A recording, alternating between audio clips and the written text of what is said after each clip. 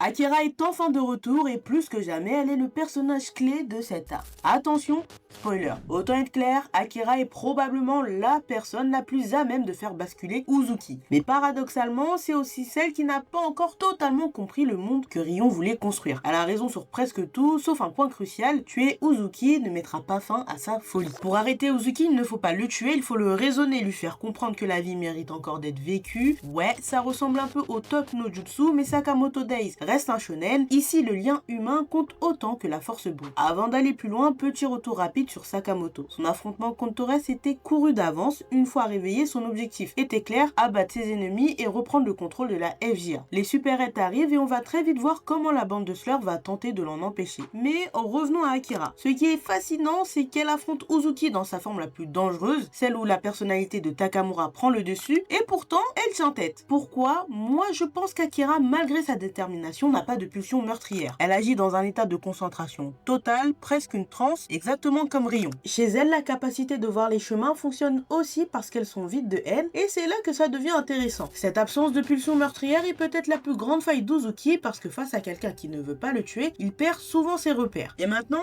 imagine cette scène. Akira a Uzuki à sa merci, elle peut l'achever, mais à cet instant précis, la personnalité de Rion refait surface. Est-ce qu'Akira en serait capable? Akira est peut-être forte, mais elle reste encore humaine. Et c'est peut-être précisément pour ça qu'elle est la clé du destin d'Uzuki.